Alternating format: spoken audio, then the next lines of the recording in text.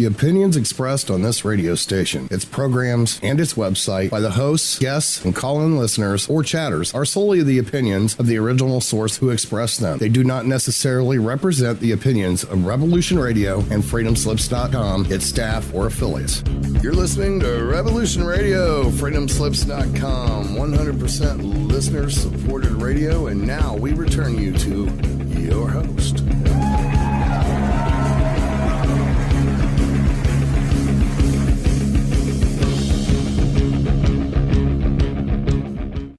Welcome to the Divine Truth on Revolution Radio. I'll be your host, you lucky people, today for the first hour, Nyssa Norton, and then it's back to Sanity, the second hour, Taj. Okay, before I start the show, I just want to say condolences to all friends and family and anyone who knew Christine Crawford. She was an absolutely blessed soul. She was absolutely amazing. I did have the opportunity to speak to her, and she was very caring, and she was very passionate. Actually, she wanted to start up a network for support, emotional support for starseeds and people who felt that they had ET connections and ET souls. Very special lady. Okay, so today on our show we have our very special guest, Tony Rodrigues. Tony has served 20 years in the secret space program before being age regressed back to the age of 9.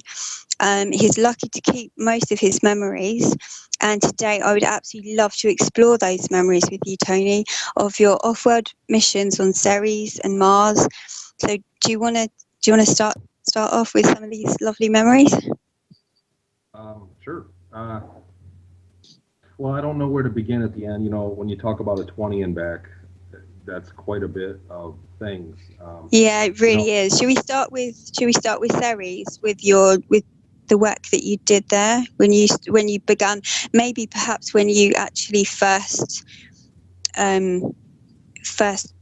began there. What was your daily routine like? What were you expected to do, and how was life there on Ceres?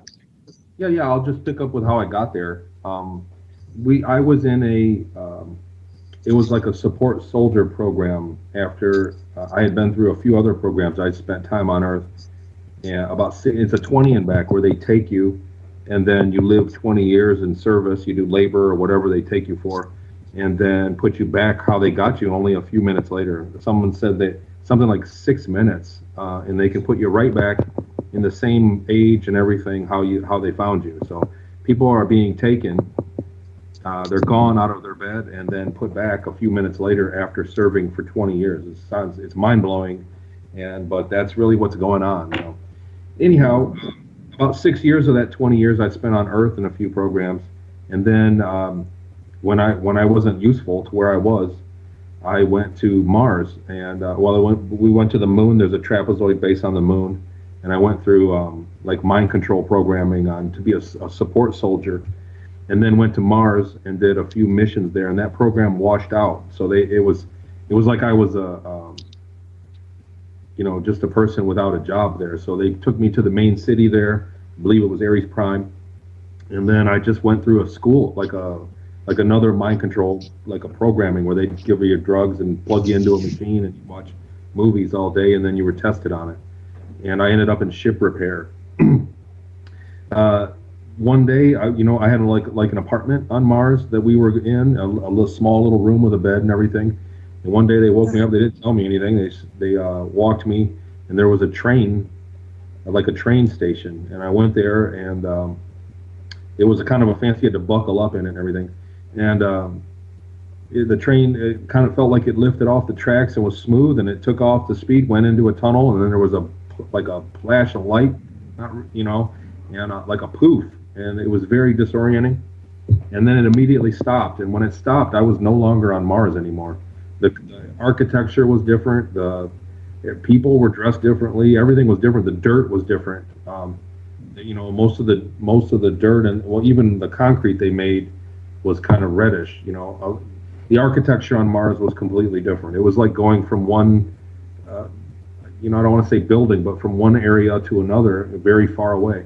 When I got off the train, I was just completely blown away. I was in a giant, like a hangar, but there were soldiers there, and it was Germans. It was a German breakaway group that had went into space long ago, and they made us recite an oath there, and then took us to a place to get processed, to get a haircut, and showered up, and then I lived in it looked like the inside of a prison, and the next day there was a mix-up, and they took me to a mine. They are mining there, and they said they were looking for water, caverns with water in them, so they could get the water out and build into the caverns, because they were not mining for gold or anything like that. They were mining for space to keep building. They wanted more real estate there. But there was a mix-up, and they straightened it out when I got back there. We took trains everywhere. When I got back, there was an officer waiting. I should have been at the hangar that day, and it was a legitimate mix-up. And then the next day, I reported to work on an older, I guess, a cigar-shaped, like a submarine spaceship. And it was myself and 3 or 4 other guys like me, depending on what they were doing that day. And that was a Groundhog Day. I spent years doing that job. We would get up and ride a train to a hangar. We had a separate umbilical. I never really met the crew of that ship. And I went into the downstairs of it, and there was like a readout board that told us what to do, that gave us our assignments for the day. Some days we would just clean up messes and polish things, and some days we took things apart and fixed them, systems of the ship. And it wasn't like I was technically brilliant at that point. I had been through trauma-based mind control. I really wasn't all there. I wasn't mentally the same person I am there during that 20 and back that I am today. I had been really emotionally abused. I'd been through a lot of abuse. But it wasn't like I was technically brilliant. The screen came on and said, you're doing this today, and here's your list of things to do. And it gave step-by-step instructions on what I was going to do that day, how to repair things and whatnot. So I did that for a while, and that ship eventually became antiquated and was decommissioned. And at the end of that, I got promoted, and I ended up in as a cargo engineer. It was basically my highest rank. As a slave for that German breakaway colony, the Ceres Colony Corporation, there was always something that you could do to be promoted. They really had it down to a science, the carrot and stick. There was always, if you worked hard, they kept track of everybody's score. There was a work score, and there was always 2 people. If there was one janitor on the ship, they'd make sure there was another janitor so that they could compete with their scores, because they found it was highly productive to do that. And there was always something to be promoted for. There was always something you would get if you won, if you were the most productive that month, that week, that month. You would get things. And anyhow, so I ended up as a cargo engineer, and we traded goods for tech and goods for goods all over the place. We went all over the galaxy. That ship was very advanced, and we took port. It had many different drives on it.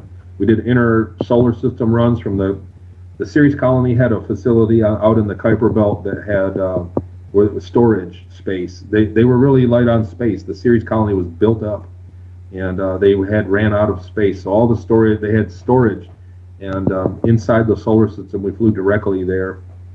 The ship didn't jump to it. I think it was a few hours, 2 or 3 hour ride out to the Kuiper Belt and back, each way, and just to store things. But we came to Diego Garcia in the Indian Ocean and dropped off and picked up cargo there. We went to an inner Earth in the Catarina Mountains. There was an entrance there that we went to the inner Earth and traded, and there would be different groups would come where we dropped off. That really wasn't a very good, I guess, relationship between those groups. And there were times we went to Antarctica, and I remember that we flew the ship underwater sometimes to Antarctica. I don't know why, but we went underwater. We went to other planets and did trading, and because of my position, I would be put on just a handful of missions where we went to down on planets because I was expendable. So certain missions that were dangerous or low priority missions that were dangerous, they would take guys like me out of the cargo area and out of the bottom of the ship that was very segregated from the upper decks and the forward of the ship that was built way differently too. the front and the upper front of the ship was very plush, had carpet and wood paneling here and there, and it had it was comfortable. It had the hallways were wider, and it was a much more comfortable place. When you went down into the back of the ship, it was more like a military-looking transport, where everything was like a white epoxy and metal, with metal grated flooring, where we were. Right, and did you come into contact with different alien races, and how did they regard humans? Are we like less than them? How did they regard us? We there was a mission where the first mission where I set foot on another planet, we were trading with they were shorter and they had tails, and we were trading with them, and they were a less advanced race than us. So they looked up to us. They looked up to the Germans, not when I was speaking about the German breakaway group. Right. So that was a culture that was unaware of life in space, kind of like where we're at now. Socially, they were in the same thing, but I guess it was a military that made contact, and he tried to sell us something that the deal didn't go through. But there were many races that would visit, that were kind of on par with the Germans, that would visit the base there, and they did the wine and dine thing. There were times when there were clubs and there was a red light district, and there were times when ETs would be visiting, and they would change the music and change the configuration to listen to their kind of music, and to kind of like roll out even if they didn't show up, just in case they wandered in there, they were ready for them. So there were times when they were doing very diplomatic things. There were more advanced ETs. There were times. My general order, as where I wore a slave collar. I was a slave. Whatever word they called me, I was a slave at the time, and I was a second-class citizen. So I was under orders to not have any contact with any ETs on the base. And there were times when I would be standing next to some in line and look to them, but just kind of glance over, and I wasn't supposed to have eye contact or any kind of contact at all. I would get in trouble for that.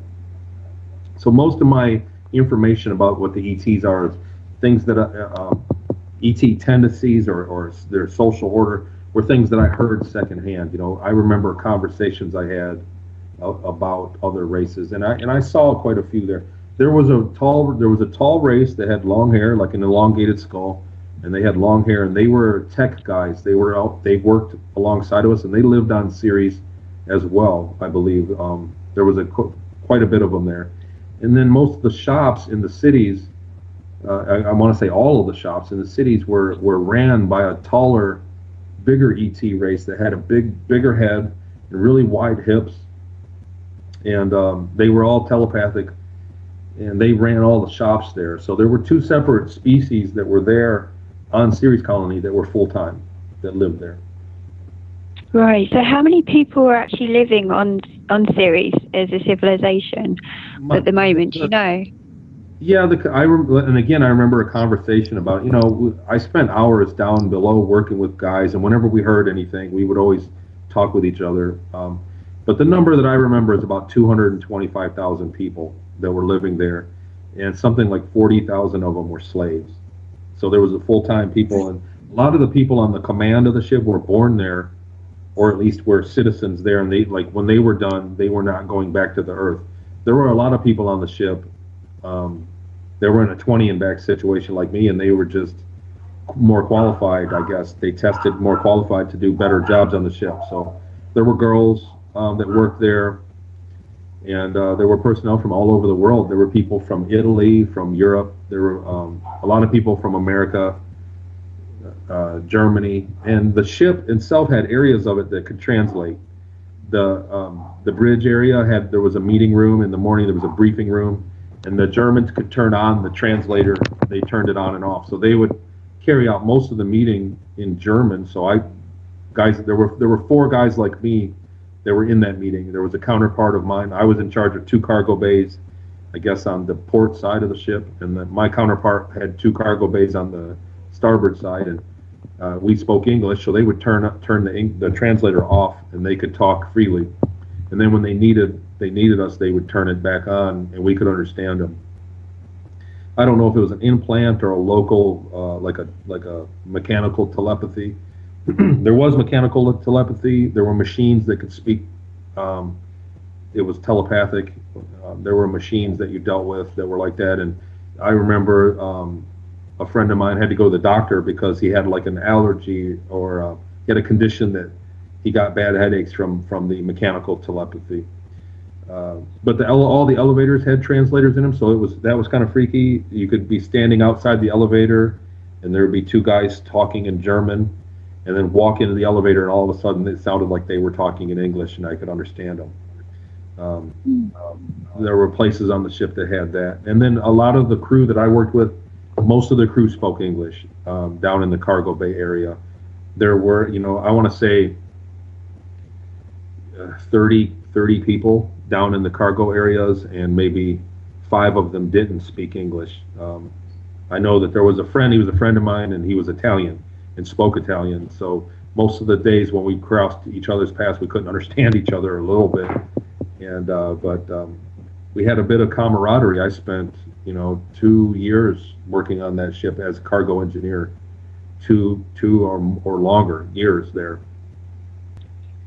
Well, you would have grown up in all of this, wouldn't you? Because the most formative years, you're growing up in all of this. I was going to ask as well about you mentioned before there were suicide missions. I was going to just ask, what sort of technology did you see? Because if you've entered into a contract that they're going to return you back, they can't really mess you up too much, can they? They need to put you back together physically. And if they're sending you on suicide missions, you're going to get pretty hurt. So right. They must have had really advanced medical equipment. Yes. Well, I think that there are more than this is a subject that's kind of touchy, and this is my personal opinion. I think that there's more than one way for the 20 and back tech to be taken care of. I certainly think that the age regression is something they do. But I think that there are cloning techniques and there are consciousness transference techniques that they can use. So because there's a lot of people that went through it. I'm in contact. A lot of people since I've done interviews have contacted me, and we kind of cross over things. I think there's more than one technology that accomplishes the same thing for the 20 and back. I think that if they, it's my personal opinion that I was cloned, and that my clone was laying there as a vegetable, and they took my consciousness out of it.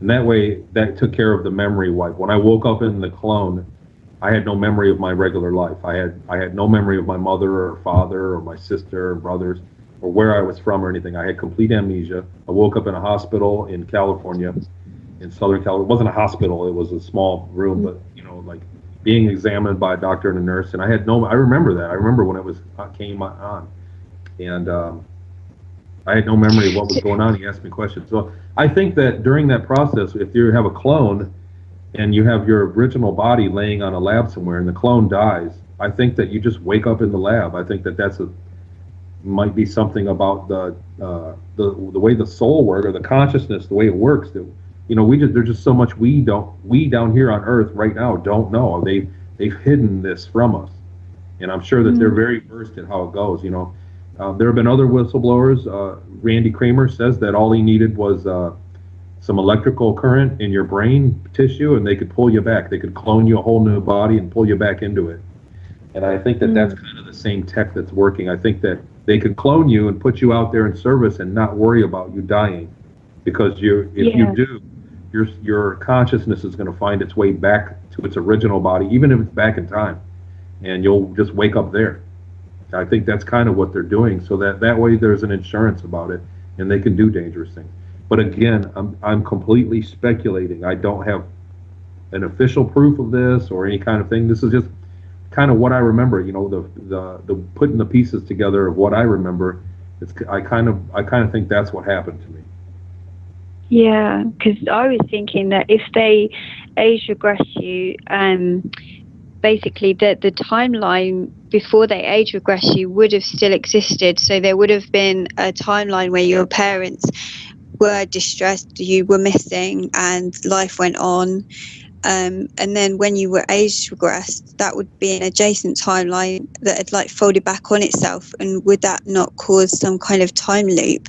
Because do you see what I mean? Because when you reach a certain age, wouldn't that be the point in which you would have to go? And then it would be a paradox, wouldn't it? So cloning does actually make more sense. And what did they say to you? They said something to you when you were a child. They said, can we borrow your consciousness? It was your consciousness, wasn't it? Yeah, let's cover that. So I woke up, it was the standard alien abduction like you see in the movies. I woke up with a gray standing in my face. You know, there were other things that happened that night and that week that led to this, but I woke up with a gray in my face, and then 2 or 3 shorter reptiles came in at the foot of my bed and picked me up and carried me out to the end of down by the window, and there was a bright light, and I woke up on a table.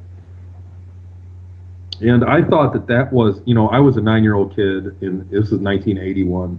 You know, I mean, what did we have? Buck Rogers on TV and, you know, Star Wars and things. So back then there was a bit of sci-fi, but I thought that I was sitting there on the table with a bunch of aliens, and I thought this was a first contact situation. And so I was ecstatic. I was happy. And they waited. They did a test on me to see if if I had the right genetics for what they could do. And we sat there and waited. And when it came back, they said just barely that I was going to work. And then the gray said to the, we're talking telepathically here, he said to the reptile, the short reptilian, he said, make sure you get his permission. And he turned to me and said, oh yeah. He said, oh yeah, one more thing. We want to borrow your consciousness. And he explained it to me. He said, you're going to be gone for 20 years. And I didn't want to at first, but he said, no. We're going to put you right back. It's going to be fine. He had a personality. The gray that was there had no personality whatsoever, no bedside manner. He was not. It was like somebody that doesn't want to be your friend at all. And the reptile did. He had personality. You know, like he tried to make it easier on me. He cracked jokes. He was just more of a lighter personality. So I trusted him, and so I eventually agreed to it. And they laid me back and put a rubber sheet over me, and the table sucked it to tight, and put a needle in my eye, and they cut holes in the rubber, and then put a needle in my eye, and I felt like I got sucked out of my body. And the next thing I remember was waking up in that place, in that room, being examined. And that doctor explained to me that I was a clone at that time. He said, "Do you remember your mom?" And he said, "It's because you're a clone." So whether he was lied to, you know what I mean? The other thing is there's so many lies between one compartment to the other through all these programs. They lie, you know, the people that are working inside the program have been lied to so brilliantly that they don't know what's going on themselves. So it wasn't until I got way out into the German, you know, until I got promoted and did those 2 years as a cargo engineer that I had any value with anybody to be spoken to with any kind of truth, you know. But during the early years of those programs, you know, there's no telling what they were selling, what they were telling me was the truth, and I didn't have any kind of need to know on what was going on to me. I had surgeries done to me on the moon and things done. I had no idea what they were doing. It's not like they sat me down and said, you know, we're going to put an implant. It's going to do this and this and this. They just never told me that stuff. But yeah, about your timeline, about your, you know, being gone for a timeline with your parents missing you, I have definitely cooked my brain on that. I spent many hours thinking about how that plays out, and time travel in general. The ship I was on, the early one that was antiquated, we were aware of time traveling, and they had a system. The German colony had a system that said they bragged about being more advanced than all the other colonies, and one of the things that they said, and they bragged about it, was that they could anti-telephone. So that we went on missions, and if the mission didn't work, there was a fail-safe where we would they would let themselves know before we left that the mission failed, and we would not go. And there were days that I showed up to work, we went on the ship, and then they said, nope, it's a scrub, you know, scrub the mission because of that, because it was anti-telephoned, and we would just do maintenance. We had to sit on the ship and do maintenance, but everybody else went home for the day. So they were using. So time travel is real, you know. I mean, And like I said, once you start opening that door, there's so much we don't know about how it really plays out. I think that they can, once they make the change, the whole timeline just instantly changes. But you can cook your brain on it, thinking about all the possibilities. Yeah, I mean, it's interesting because when people report the most anomalies in time is around key events like when you had your elections in America. There was everyone was saying that there were timeline wars going on because everyone was having these having these experiences where things weren't quite right, or extreme deja vu, or they were remembering things that happened yesterday which had changed. And I mean, we have the whole Mandela effect as well, which is essentially that. And then that's on a grand scale. And the thing that really intrigues me about the Mandela effect is there's only ever two options. And if it is everyone's memory is faulty, there would be loads of options. But it's always usually between two options, which indicates it's two timelines. But I've also heard a theory that this creating adjacent timelines is something that the Fourth Reich have done to create their own dimension. Is somewhere they can go to which doesn't really exist here because it's an adjacent timeline. But they can go there and kind of meet there. So I don't know if that's true, but it's just an idea. I mean, with that technology, you could create pockets of like reality pockets, couldn't you? And all sorts of things. Right, and like I said, if you sit and actually think about it, how it would work, I mean, you could just bake your head thinking about traveling back in time and gathering information. I think that there are, I think that I vaguely remember one of the conversations about it, that they can change quite a bit of the timeline, but there is a point of change of manipulating it where it'll just correct itself and they won't be able to change it. Like there's a natural and also fail-safe. Like they can stretch the change, but they can't just obliterate the timeline. They can't go back and for instance, they couldn't go back in time to the 1200s and then murder everybody. You know what I mean? Or let go some plague and humanity dies. The timeline would correct itself. So there's only so much they could. I remember that was one of the things that they talked about, and it was illegal. And there are laws between the colonies, and changing the timeline was illegal. Like what they were doing, and that's another side story. Is that on the way back when they were going to blank slate me, I fought it. I didn't want to forget, and I always said they did a lot of illegal things between. There's Earth law, and then there's space colony law, and between the colonies, the Germans that I was with on missions that I saw broke the law quite often. And it's not that I wanted to just narc them out, but I knew that something wasn't right. I knew that I wanted to let people know, like maybe if I'm on your radio show in the future, it'll go out. But they broke the law quite a bit, and using that technology where they were anti-telephoning to save those missions was a violation of the law that they've agreed on. There were times when we stole things from other colonies too, and I'm pretty sure that we had an attack on a Mayan breakaway civilization, which was against the law as well, because they were from Earth. Like there was a law like one colony cannot militarily attack another colony. That's like there's a treaty, or at least there was back then, and they did attack them, which was technically against the law out there. I remember that. I remember being angry about it. I don't know. It's all kind of I remember the emotional things the best.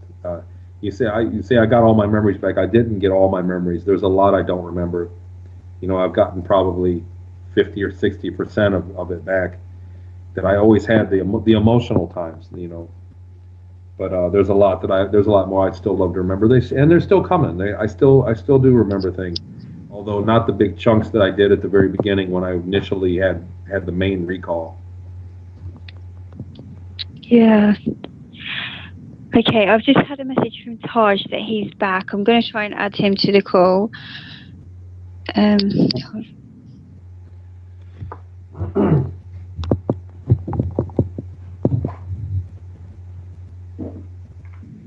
Okay, that's not working. Yeah, you were saying the emotional things.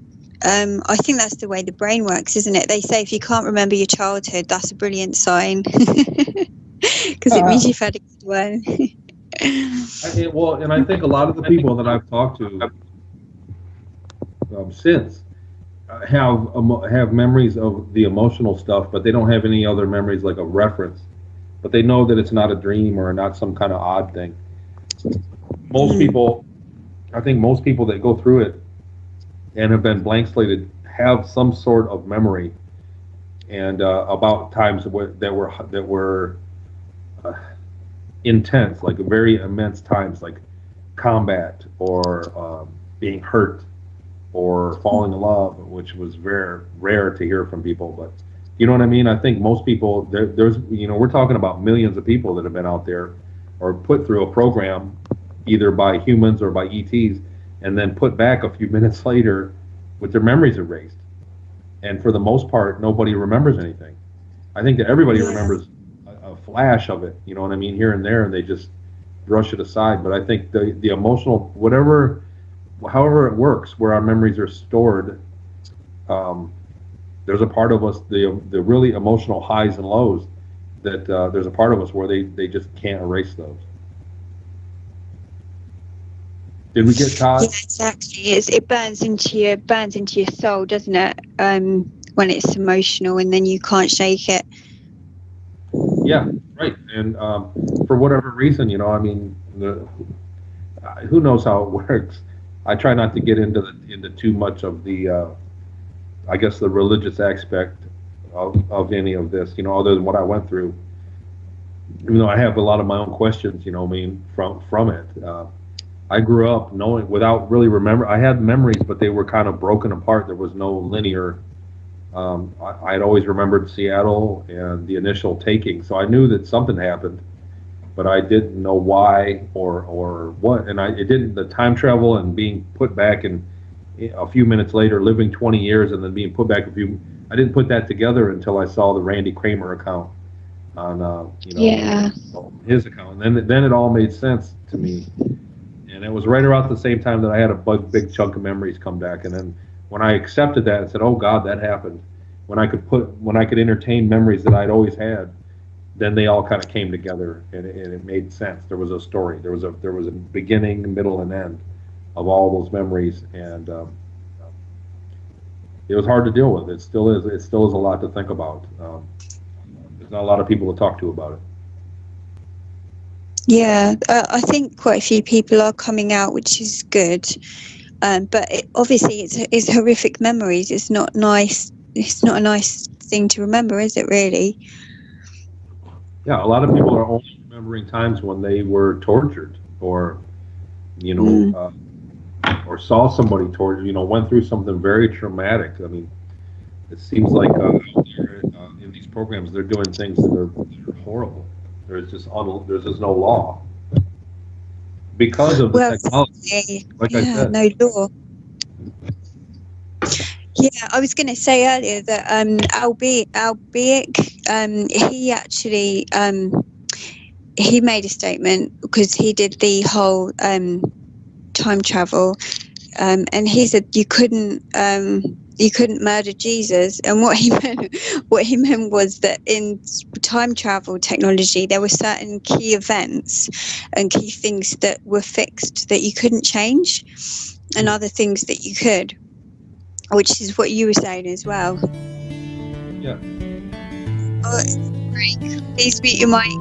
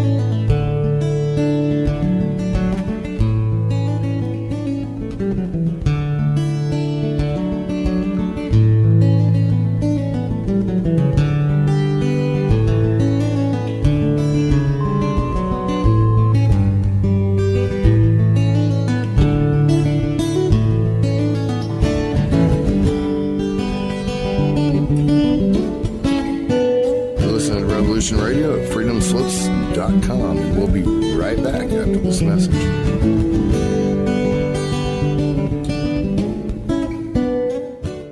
The opinions expressed on this radio station, its programs, and its website by the hosts, guests, and call-in listeners or chatters are solely the opinions of the original source who expressed them. They do not necessarily represent the opinions of Revolution Radio and freedomslips.com, its staff, or affiliates. You're listening to Revolution Radio, freedomslips.com, 100% listener-supported radio, and now we return you to your host.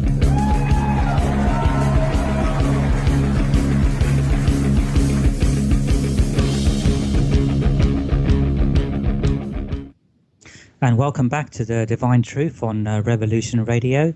Taj is back. Hopefully Nyssa is still here. And yes. Our guest this evening, Tony Rodrigues. Hi, Tony. Are you still here? Yes. Can you hear me? Yeah, I can hear you. Yeah. Before we continue with the show, just need to remind our listeners that Revolution Radio is a listener-supported station. We do rely on your donations to keep us on air. So please do go to freedomslips.com and make a donation if you can. You can also buy one of our seed packs. Our seed packs start at only $60 and contain non-GMO, non-hybrid heirloom seeds. You can also join our monthly support club, where you can donate monthly starting at only $10. So we'll return to the show now. I believe you've had a rather exciting evening, guys. Yeah, well, the first 10 minutes was a bit, we can get, it was the same story that we had before, when you can't add people on, you have to, but we did it. All right. Yeah. We're okay in the end, and you can cut that off in the editing room. Okay, no problem. I was sort of listening to the show in the car on my way home, so I sort of know. You didn't crash. No, yeah. I didn't crash, but hi, Tony.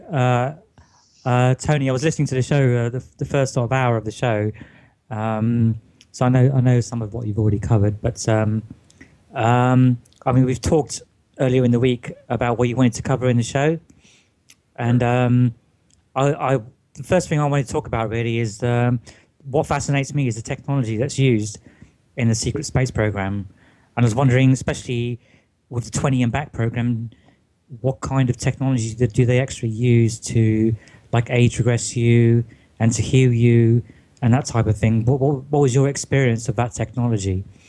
The times when I was hurt badly, I was hurt badly on two separate occasions, and both times I kind of made it back. The one time I was burnt very badly. I was trapped in a big pipe, and there was a very like a radioactive steam came through it. There was a valve that was closed, but not all the way, and it let the steam in, and I got cooked.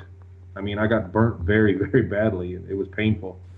When they pulled me out, I remember freezing. You know, when they pulled me back, they pulled me by the feet out of it back to room temperature, and I remember just freezing, being frigid.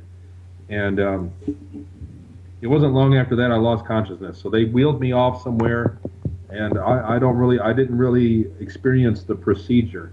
Right. But it wasn't long. It was the next day, maybe, that but I didn't go back to work immediately, so I don't know how much time passed. But I woke up and I was good as new. I was like in the same body. I saw myself in the mirror. I was fine. I was good as new. And I had been burnt. I mean, my right hand had been burnt almost off, and my face had been burnt badly, steamed very badly. So I didn't witness that. And the other time was on Mars, and I had got an arm severed and my right foot below the ankle severed, and carried back to the base. I lost a lot of blood, and as soon as I saw the door to the base that we came out of, the soldier that was carrying me, he'd been slapping, keeping me awake. He let me go to sleep, and or pass out rather, and I woke up the next morning with my arm and foot back just good as new. I couldn't tell. It was like it was a bad dream, but right. It was. I remember the next day when I had my arm and foot that I was still a little bit traumatized mentally from it. You know what I mean? Like, I was afraid of using my hand. It just felt weird after that. But the actual technology, the tech about, I didn't witness. Most of the technology I witnessed on Ceres colony was You know, when I came back, when they put me back, I remember one day I asked my dad. I went back to the '80s to the big tube televisions, and I just knew in my heart that the television didn't have to be that complicated because there were glass screens that were just paper thin, or not paper thin, but very thin. They were everywhere around the colony, giving advertisements. There were pillars that were one big video monitor, and there were screens everywhere. It was commonplace, so you got used to it and didn't care. So when we got back, I knew that that's just one of those memories I had. I knew that our televisions didn't make any sense. That they didn't need to be like that. Yeah, these are like the glass iPads type things. Yeah, but Corey Goodcock talks about. Glass was everywhere. I mean, all over the place. Throughout the town, you walk through town, you could see if you were standing on a street corner and they were towns, so sometimes they had they obeyed the or circadian rhythm, so they would turn the lights off at night, and there were lights that came on during the day that were simulate daylight. But if you went at night and saw, I mean, you could look down the street and you would see many, 20, 30 different television things, those monitors, somewhere throughout the business and everything, giving commercials and everything. The other technology they use there, because Ceres is a small planetoid, it's only 580 miles in diameter, so there's hardly any gravity on it. So they had artificial gravity, and those were plating. Those were like maybe 1 meter by 1 meter squares, and we're talking about millions of square feet of space that they had put those in. Everywhere that they had built, they had put this artificial gravity down, and it was powered. It was all plugged into itself. I remember watching it get installed in the mining operation. They would mine somewhere and then immediately install the gravity plating right behind it the next day. But there were places where they would shut that off, and there were ETs that were used to lighter gravity, and they would wear a device that would let the flooring know where they were. And for them, standing right next to us in those squares, they would have less gravity than what we did, and the gravity was normal for us. It was 1G of Earth. So the taller ones that I spoke about earlier that ran all the businesses, they preferred lighter gravity. So they were 9 feet tall with really big guys, and but they didn't like our gravity. It wasn't healthy for them. So everywhere they went, the floor would adjust. If they stood in an area, for a second or two, the gravity would go down in that area. So it's not like it had a moving part, the flooring. There wasn't a bunch of moving parts in it. So it was a fairly simple technology that used a lot of power, I remember.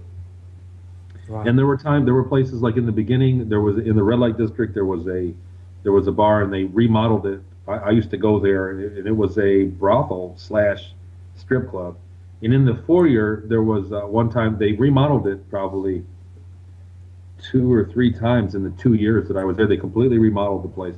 And during one remodel, the most recent one before I left, in the foyer, there was a piece of artwork, and inside of it there was no gravity, and it would squirt water, and there would be bubbles of water that would fly in like a glass case, a good sized glass case, like the size of a kitchen table, and you could look down in it. Inside of it there was no gravity, microgravity, and it would squirt water, and then the water would go, and then the gravity would come on, and the water would splash and go out through the bottom of it, and then it would do it again, and it would shoot puffs of fireballs, and fireballs would burn out in a circle, and then one part of the ball would like pop, and it would shoot across it just like the water, like a little, like a balloon letting out, and it would burn out, and then the water would come out again. I used to sit there, and I'd wanted to watch it for a long time, but eventually someone would come and say, you can't just sit here. You got to either go in or get out. And but I used to try to sit there and watch that as long as I could. I was just fascinated by that thing. It was beautiful, the way that worked. Mm. Do you want to like give our listeners an idea of what was your day-to-day life like on ship? So what would you do when you like got up and went to work, and what would you do, like to get up for our listeners to like work out in their own minds, like what your life was like basically? When I would, if you can imagine like a big, like an Alcatraz prison, with long rows of 5 by 8 rooms, with a one bed in there, and I had there was a little drawer on the wall, but it was basically a big brick thing, and there were hundreds and hundreds of those rooms stacked up in the morning, and then they would I couldn't turn the light on and off. If I got in at night and the lights were out, they would turn the light on in my particular little cell. It didn't have a door on it. There were no bars. I could come and go as I wanted as long as I showed up to work. But if I came in at night, they would leave the light on for 5 minutes. I had 5 minutes to get to my bed, get ready, and go to bed. Then the light would shut off. But a buzzer would go off in the morning, early in the morning, and we'd all had to get up. And most of the guys in there were miners. They were going to the mines. We had to get up in the morning, and then we had like a pajama, like a suit that we wore to sleep. And we would go out to the front of it and check out, and there was a locker room, and we would go into my clothes that I was going to wear that day would be waiting there for me, hanging up. I would get dressed, or we had to shower in like a prison shower setting. You just had to go in and shower real quick. It wasn't even but a few minutes, a minute or two in the water. You had to wait in line naked. And then after that, I'd go to the locker room. My clothes would be there. I'd get dressed and then go get in line for the train. And because I went to the hangar, I went on a different train than most of the guys. I would ride on a train. There was no seats on it. You could stand up only, and there was two bars across the top you could grab, and there was like a rope that would hang. And we had to stand. We packed us in there. And when I got off the train, I would go there was an umbilical. There was a row of ships, and mine was pretty close to the train. I remember there was a doorway that I went through, and there were guards. There would be guards there, armed guards waiting. Just a couple at the main doorway. And then I got on to the later on when I was a cargo engineer, I got in on the front of the ship, and those people were, I guess, I don't want to say free, but they had a paycheck. They were not slaves like me. So when I got out on the front of the ship, I got to rub elbows with the staff, people in command. So I went on there, and then there was an elevator. I rode up inside the ship. The ship had elevators in the front of it, not in the back. It had ladders. And I got to ride the elevator in the morning on the way up, and then go to a briefing room and sit in on briefings. And there were maybe a dozen guys there, usually 4 guys like me, and then Germans and a couple Americans that were, I think, engineers that sat on the left. There was a big long table, and the captain sat at the end of the table, and they did a report, and that lasted only about 30 minutes. They had coffee, and the Germans drank something that I wasn't allowed to drink, a hot drink that they drank every morning there. I wasn't allowed to touch it, but they had coffee. Sometimes they had muffins and donuts there. They had a food replicator, a good one that it was bigger, and it was a lot more impressive looking than the one we had in the back. And it kind of like a glorified microwave that just you put in. They only had so many selections. You press the button, and it would spit out food. But I never used that one in the morning. And we went over reports. Well, they would call on me only to know about how much space I had left in my cargo bay. How much? I think it was cubic meters that they wanted to know. And I had a report that I brought with me. That there was a book there that was there, and then I had a little clipboard, and they would say, we need you to free up this much floor space, and see what you could do about moving. They would tell me to give guys orders to move cargo either in or out of my cargo bay to make room for where we're going. Today we have 5 drops, or we have 5 stops today, and on the third one you're going to need to pack it in there really good because we're going to drop and then possibly squeeze in more. We don't know, and that was kind of like my how the briefing went. And then they would talk in German and shut it off. So then I had about a 10-minute walk. I think the ship was about 1,000 feet long. And it took me about 10 minutes to go. I took the elevator down to the mid-deck, and then there was a long hallway that went about halfway along the length of the ship. The hallway got small. It was carpeted, and it was wide, like where 2 or 3 people could pass each other pretty easily. And toward the back of the ship, it got narrow where you had to step aside to let somebody around. And then there was a ladder I would go down. There were several ladders, but the one I liked to go down, I would sneak. When I went down in the middle of the deck, there was an artificial gravity. I don't want to call it a problem, but there was like when you were climbing down the ladder through the decks. In between the decks was probably 4 feet of deck where you were in a tunnel, and then you'd come out and you could see the next deck, the next hallway to go, and in one of those about midway, there was a gravity distortion, and you lost about, I don't know, 60% of my weight was gone. So I used to play in it, and they would watch me and tell me to hurry up. There were times I spent too much time, I got in trouble. There were times when I would drop stuff all the way down to the bottom deck, down the ladder, because I got off on the second to the bottom deck. I dropped my clipboard. I usually had a coffee with me. But I used to let go of the ladder, and that when I weighed 1G, I would let go of the ladder. And when I fell into where there was 60% gravity, I would catch it real quick. And so there were times when I dropped my stuff doing that. But it was fun. I remember that. And then I would go down the deck, down to where my deck was, and then it was a short walk, I don't know, a few hundred feet, and I went around a corner to my workstation. I had a workstation that was basically stuck up out of the floor with a metal thing with a touch screen on it. And it had a printer, and I would log in. I had an ID number, and I would log into that and do reports, and then I would let the guys know what I learned. And we would fly. We would take off and fly. There were times when we went through a portal that made everybody sick. We didn't do those missions very much, but there would be a light that would come on in all the decks. A red light would shine. You couldn't work until the 10-minute timer went off. We would go through a portal, and you would become nauseous and disoriented when we got to where we were going. And so we would sit there for 10 minutes and let everybody get their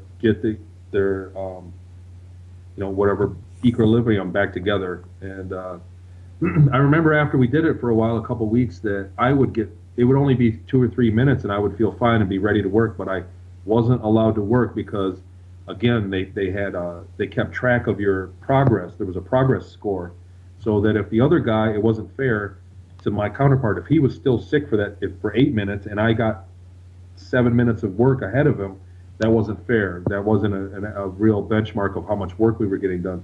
So you would get in trouble if you worked before that light shut off, the red light. I remember we would sit around, and we just hated it because we had a lot of work to do. I wanted to get it done, and but that was I think that I honestly believe that was an intergalactic portal, the one by Jupiter, where we would go to other galaxies and trade. And we didn't do that very often. That was kind of a rare thing for us. But I do remember that was the case. So so the ship that you were on, did it have like a specific mission? I mean, was it a cargo ship, a warship? Absolutely. We were trading for technology. Period. Right. We were trading anything we would go. I guess there's a register out there where we were expected. Like we had to get permission to go there, and there would always be expecting us. We didn't just cold call and fly into a star system and get shot up. So we were. They made arrangements. They were expecting us. So we would go there, and then there was a negotiation team. The negotiation officer sat at the meetings with us in the morning, and he was a complete psychopath. He hated me, and we argued often about how much space was left. He thought that I was always like sandbagging how much space was left in the cargo bay, and he was just like a psychopathic person. He was one of the Germans from Ceres, and God, that dredges up a lot of bad memories. He was very abusive. But he would go and negotiate. He was a negotiation officer, and so he was always trying to get a good deal. There was barter. And anything that we would go there and see what people wanted to trade, and then we would go get it from somewhere else and take it to them. And we were trying to get more advanced technology. And sometimes we did. And, sometimes we just did goods for goods, like a good deal. Okay, so the ship that you were on were basically like a cargo ship that you would go on missions just to pick up goods that had already been negotiated. Yes. Yeah. Well, there were stops when we would stop and we would just negotiate. We sat and did nothing. Right. The ship would be parked. There were times when they would let us go swimming. When we had layovers, we had times where we were waiting around, and they would drop a cargo net. The ship was hard capped at, I believe, 10 meters away from any object. So the ship could only get 10 meters to the ground. So we had things that would let us down from that, but they had a cargo net. And I remember we would climb down. I remember being exhausted climbing back up out of the water. But they would, if we had 3 or 4 hours, they would tell us, if you're caught up on all your work, go swimming. go to the main cargo bay in the rear of the ship. The floor would lower out of the bottom of the ship, and there was a main cargo bay that went out the rear of the ship, and then there were 2 cargo bays on each side that went out the side of the ship. And the main one was huge. It was big. It was like the size of a basketball court. It was a big place. And the floor would lower down about 3 feet or so. You know, it had big hydraulic, like a flooring and they would hang a cargo net out of it. We could, crew that was caught up on their work and during the layover, we would go down there and go swimming. I remember I did it a few times, and other times I would just go down and say hi to everybody and then go back to work and not swim. So what kind of technology were you like negotiating for? Was it weapons? Was it we always speculated. Most of the sometimes I was privy to know what was in what we were taking, and other times they didn't tell us. I did not have permission to ever open any boxes. I only cared about the weight, height, width, and length of the box. But we did, in the meetings, they would celebrate when they got technology. They got a paycheck out of it. So there was money. So if we got a high technology, they got a bonus. There was a profit about it. I remember that they had bigger size units of not a laser beam, but of a weapon, not a laser, but like a scalar weapon that was very,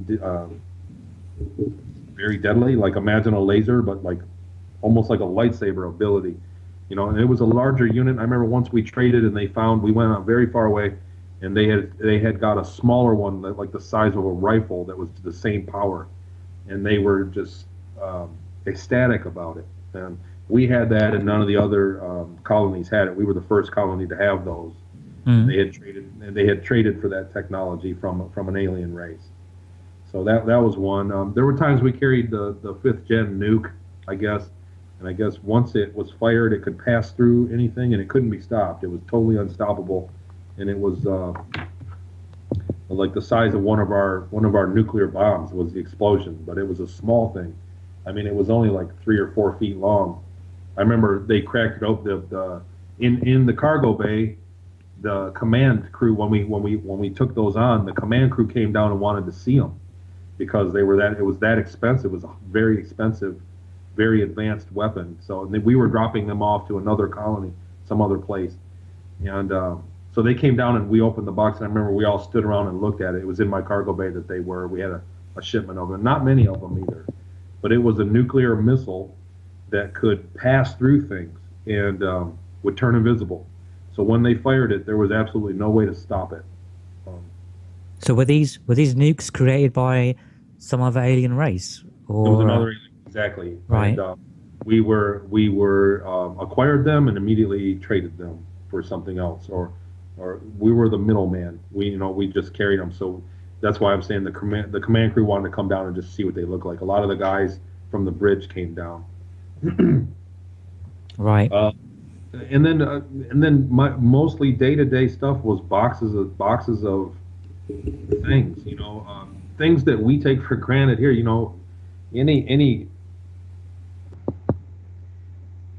Any person that, we took clothes, we took goods, we took things that are fashionable to us, that are new to other people, new to other species.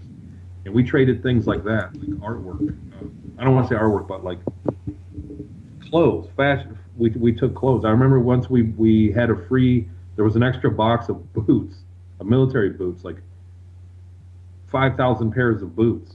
And they were left over. We brought those back to Ceres, and they issued them. They gave them out to people that they fit. That was like a leftover thing. So we took everything you could imagine. We loaded up liquids, 50-gallon drums of liquids. Big crates. There were crates that were pressurized. There were high-tech ones that looked like they were made out of graphite, and they were bigger. And there were smaller crates. There were cardboard boxes. We took piles. I don't know what was in them, but we would pile them up and have to figure out how to not crush them. There was a protocol for that. And the bigger boxes I didn't have to worry about the way there was a tipping report, and I didn't have to worry about that. Anything that was bigger than like a meter tall, one by 1 meter, would go into the center main cargo bay. It didn't stay on the sides. So I didn't have to worry about generating a tipping report. The guys in the center cargo bay had to do a further a calculation on their stack report than I did. So anything that was bigger, I didn't even worry about it. I just scooted it to the back, and there was a big door that opened to the main cargo bay, and those guys would grab it. So, and at the end of the day, so we would pick up, and on the last mission of the day, I would have to stay and enter literally the dimensions and weight of every box in my cargo bay into the computer, so that the next morning I could have that report available for the command crew. And I remember just spending hours and hours and hours with a touchscreen putting in those dimensions of I had a list on one hand, I had my clipboard, and then I had to just input information. That's what I did. Can I ask, is gold and silver precious metals here? Is it the same in other places, or is it just us that believes that that's really valuable?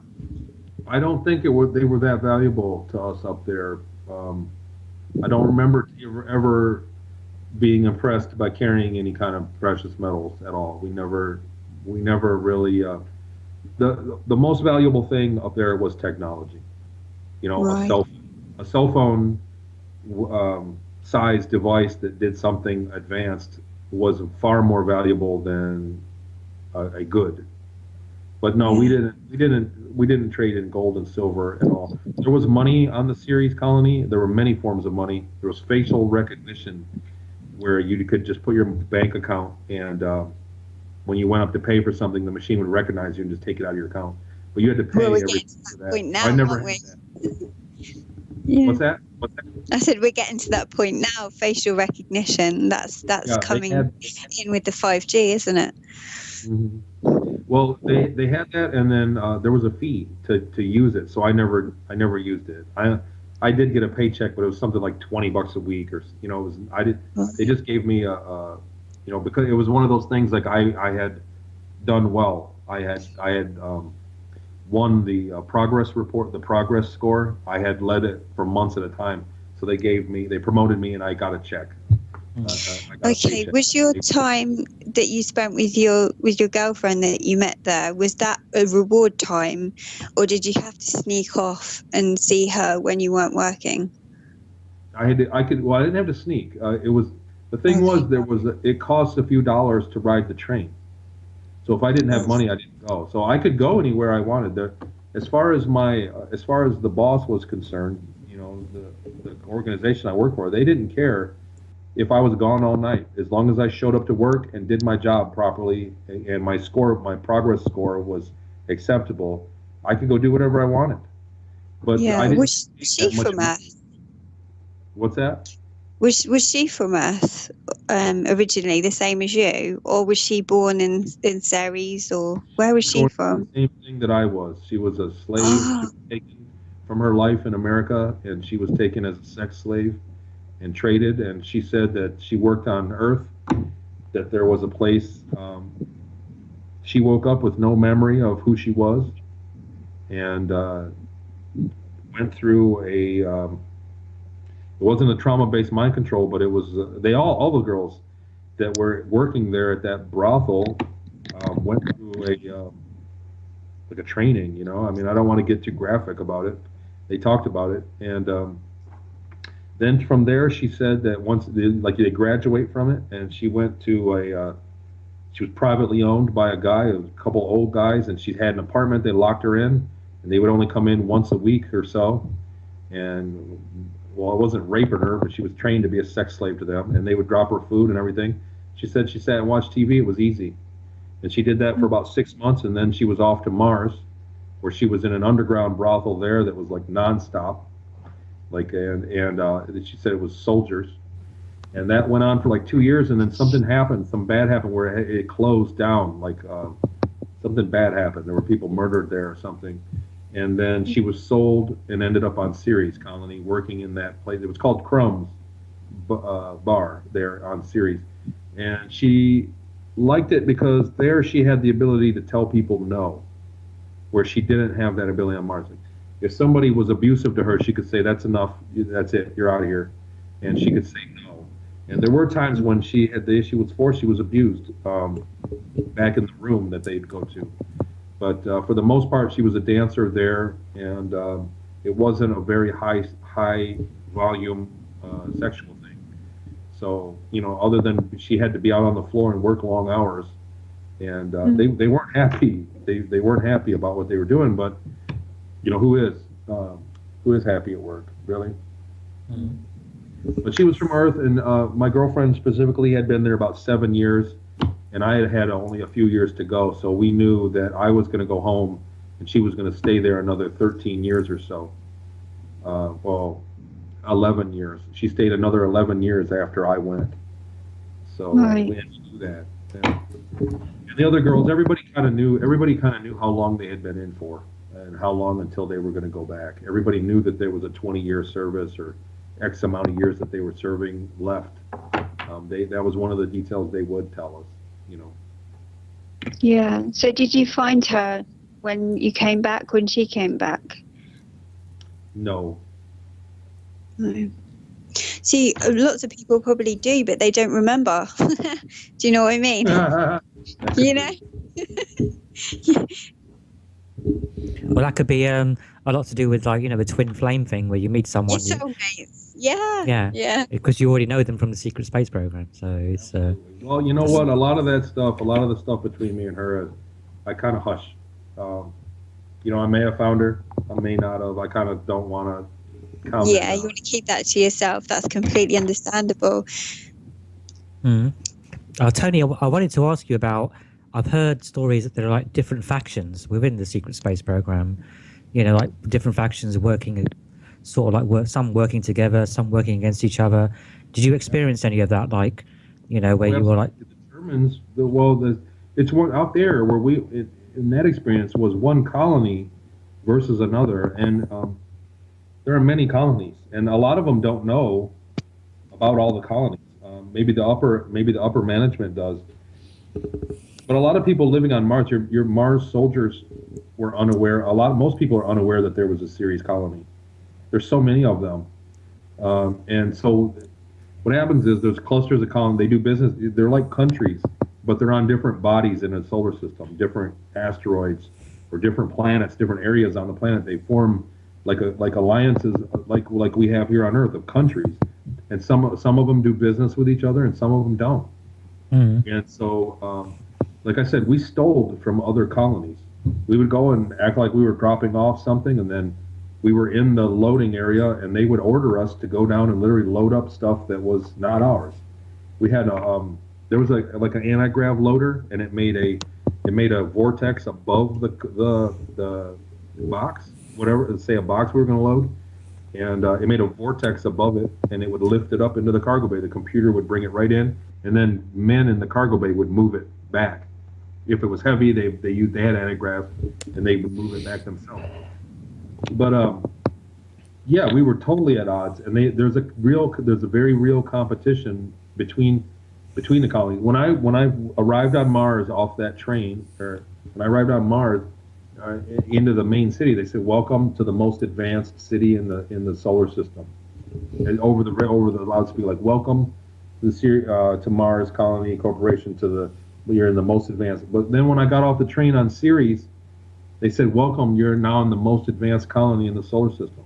Mm-hmm. So it's something that's normal. There's a competition for advancement between them to see who's more technologically advanced. That's what's going on, Yeah. And so there's one faction against another. Exactly. And some of them, because of the secrets. One faction, like the Mars colony, may have a completely different set of technology than the Ceres colony. I'll tell you, the architecture was way. My experience on Mars, even in the forward base, the military base, was more comfortable than most of the Ceres colony places. There were places that were very comfortable that I wasn't allowed to go to. There were lavish places. The girls told me that they did outcall, so they said that there were lavish mansions that they would go and service. And it was unreal, like with anti-grav, with gravity tricks and artwork that were mind-blowing. But there were many places that were they were very Spartan looking on Ceres colony, long halls of concrete, and big caverns that were with construction going on that's not finished. There was a lot of places where raw material was just piled up. It was dirty. There were places that were dirty, and I kind of gravitated to those because the city places that were like a shopping mall that were fancy.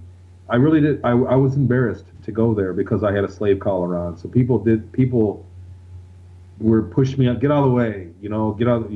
And people were rude to me that were there. So I was very embarrassed when I went into public like that. So when I went into the places on Ceres Colony that were under construction and it was just people working, or even in the red light district that was kind of scummy, I was more at home there because people were less uppity in the first place. So I kind of gravitated to those places, not because it's something that I personally liked, but because it was somewhere, it was a level of society that I didn't get trampled on. Tony, there's a question I want to ask you. A lot of people think that when certain celebrities die or certain politicians die, that they're taken off planet. Did you ever meet anyone that you recognized from Earth, like a celebrity or no? And politician? You know what? When I was on Earth, I didn't really. When I stayed in Peru and worked on that during that service, I got to watch cartoons. But and then when I stayed in Seattle, we had a pile of VHS movies we could watch. But I never really had exposure to television. The whole time I was out in space, Mars, or series. I remember once I sat down in a different bar than the other one. I went in just to see what it was like, and there was a sports on. There was a game. I think it was fighting, but it was an off-world. It was like fighting. And I was just appalled by it. I didn't want to watch any of it. I was like paranoid or whatever. So I didn't follow any of that. So if I did meet anybody like that, I wouldn't have known it. Yeah. Okay. The other thing I wanted to ask you is, other than the different factions that are working within the secret space program, is there like one sort of like faction that's in control, the one superior? Like, is there like one group that's controlling the whole secret space program, or is it just a whole bunch of different factions like working separately, kind of thing? I think the capital where everybody reports to is around Jupiter. I think that there is a series of bases around Jupiter that are like United Nations type setups. I know that we did your typical German salute with the heart, like the Nazi thing, and that was to the guy that was in charge. We had I don't want to say he wasn't the president, but he was the guy in charge of Ceres colony, and he reported to a reptilian base that was around Jupiter that was in a bubble. When we went inside of it, and you looked out the window, it was just black. You could see the base, the steel, or like a big metal space station, and the sky was just black. It was inside of a bubble, like a temporal bubble, and there were reptiles in there. There was different species of reptiles in there, and they were in charge of us, right? Or in charge of the Germans of the Ceres colony. So whether they're in charge of the rest of the solar system, I don't know. Those were things that we talked about and speculated, but it was way above my pay grade to know that stuff. And like I said, it's not like I said, I did not have my own smart glass pad. I did not have access to a television. I went back to a cot in a cell at night. So, but I know that we did report to them, and they had reign over most of the solar system, as far as what I was led to believe. There was another base there that we would go, and I think that's where they made arrangements to go and do the trade missions. I think that there were that's where a lot of the missions were registered to go with ET, right? Like ETs would come there and look for things to trade here, and we would go there and look for things that, like a billboard system. I think because there were many times we ended up at Jupiter at the end of the day around Jupiter, and we would fly. I remember we would be done, and we would fly straight back to Ceres. Most of the time, I think that was only like a 45-minute haul trip. Yeah, I remember when we would always be leaving Jupiter, and everybody would be happy about it. They would announce it, okay, we're leaving and heading back, but they would say it over the loudspeaker. Have you seen these photographs of Ceres with the lights on Ceres? Yeah. Do you know what those lights are? It's great because the same time that the Dawn mission was getting close, it hadn't been there yet. I was remembering things, so the lights, I wasn't sure exactly until I saw a good picture of them, and then I remember. Then it came back to me. We flew over that, and that was one of the times that I looked out the window. Those lights are deposits of magnesium. It's like Epsom salt. It's a byproduct of a geyser. That crater, the Okator crater, I believe, could be wrong. It has a geyser that goes off every 6 to 9 years for a couple days, and it shoots up like 10 miles in the air, and then the water evaporates, and the magnesium is left over, and it snows back down. And we watched it. It was beautiful. I've got a few artwork renditions of an artist that just drew it up to see what it looked like. But I remember the flight path, and I remember standing and looking out the window at it. And it was one of the few times that I stopped working. I was always trying to get a good score, a progress score. So a lot of times when they said there was something to look at, we could take a break and look out the window. It was like a 5-minute walk to the window from my station. I would just keep working because I wanted to beat the other guy.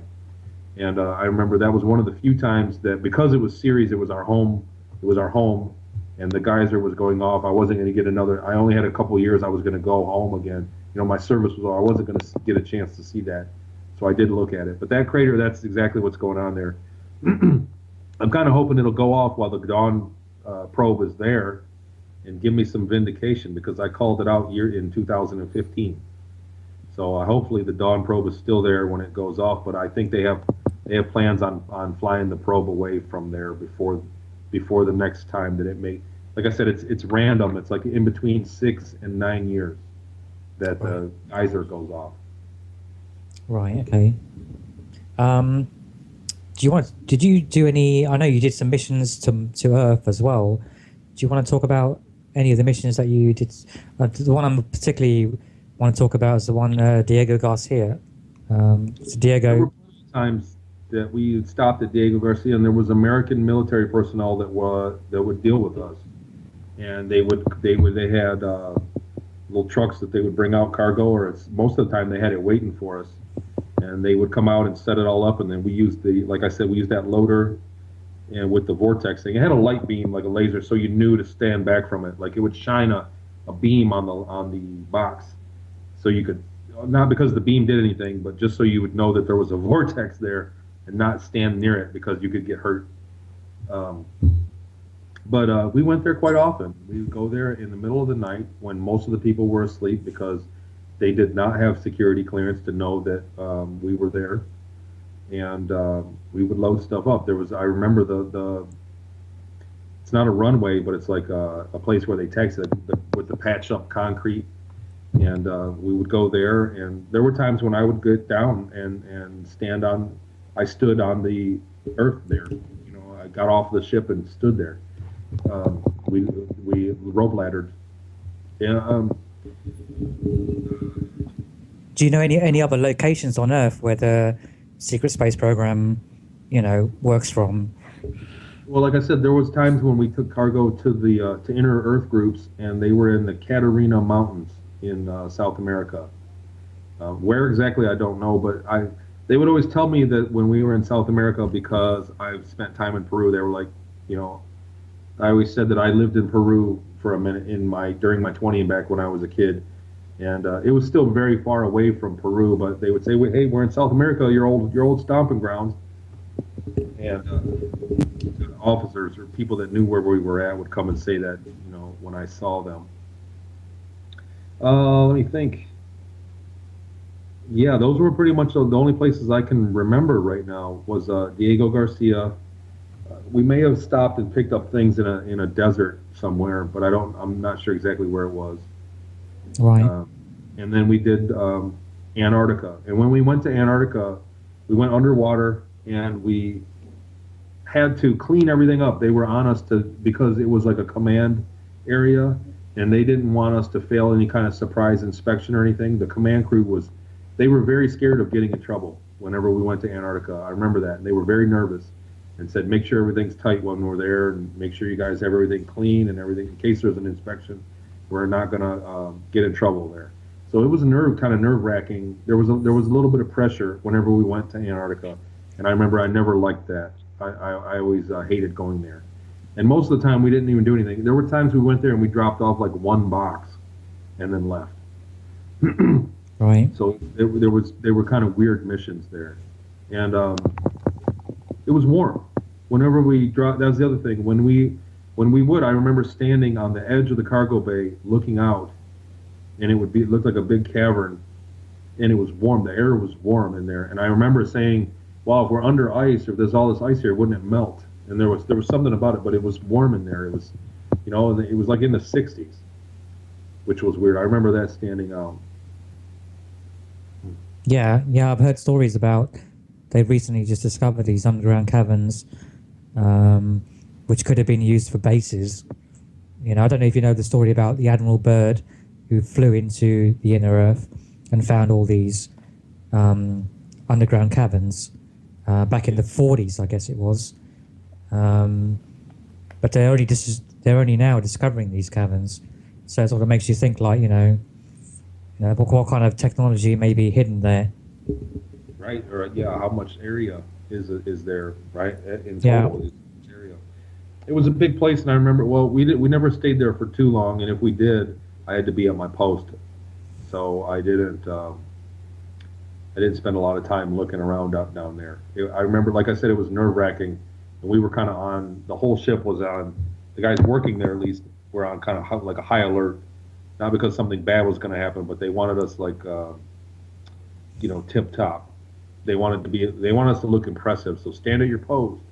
It was kind of like that. It wasn't relaxed for us at all.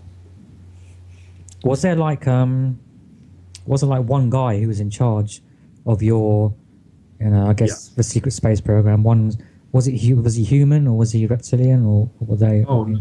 Well, I mean, there was one guy in charge of our ship. And, all right.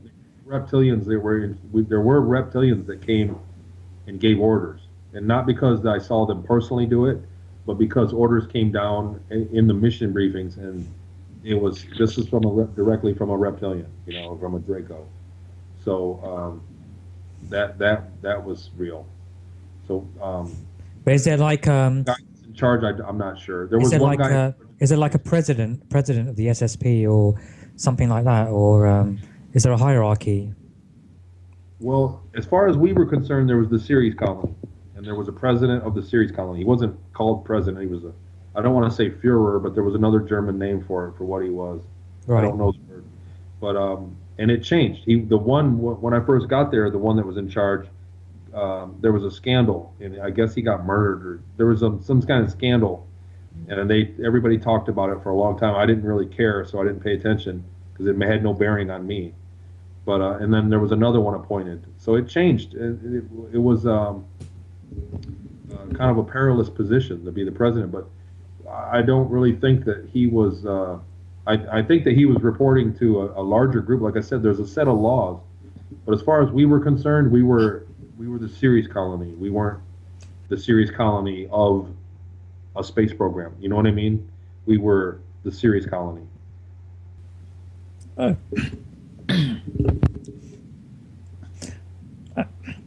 Okay, sorry, I just lost my voice. Sorry.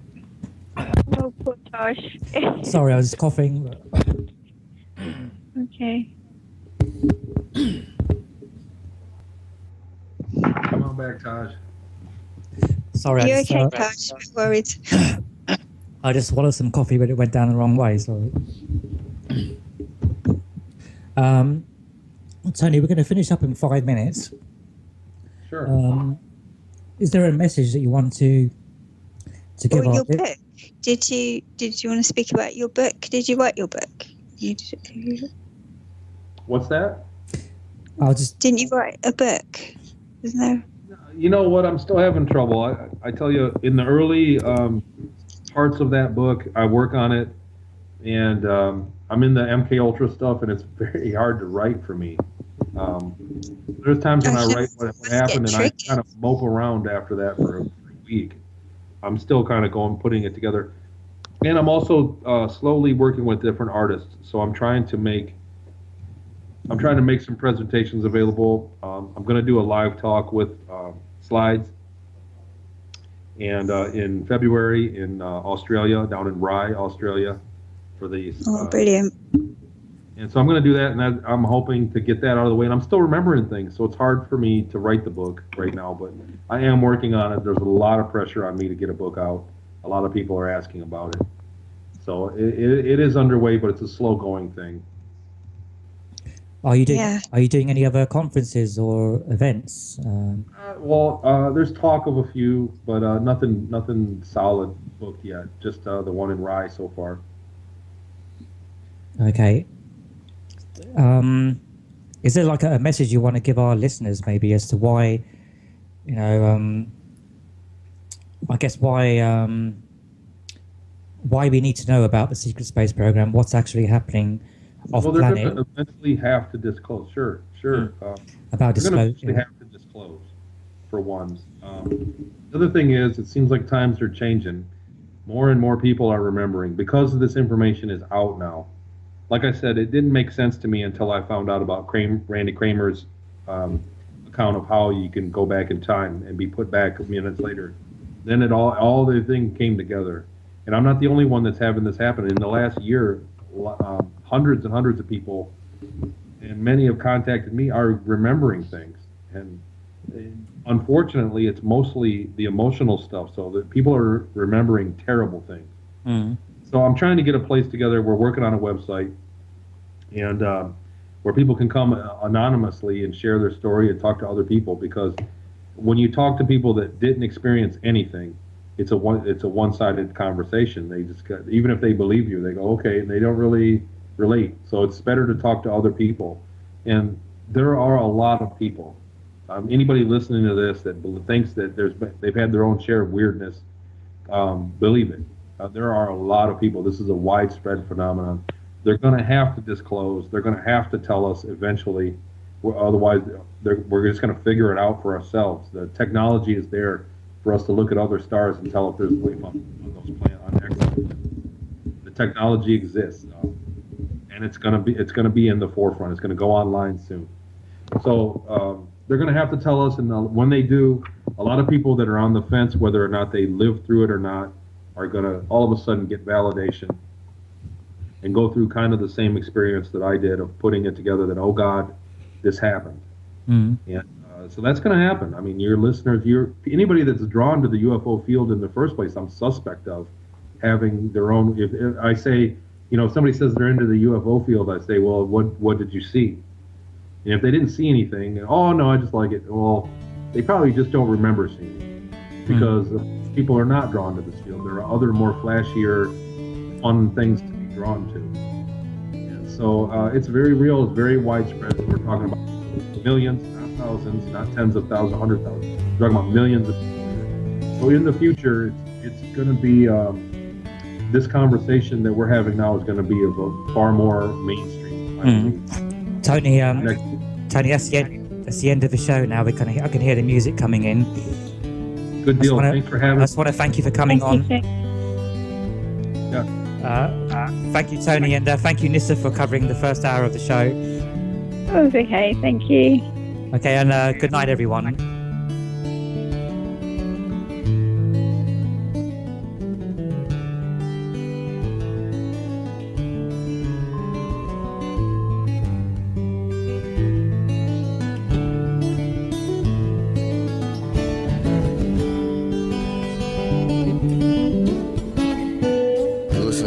Radio at freedomslips.com, and we'll be right back after this message.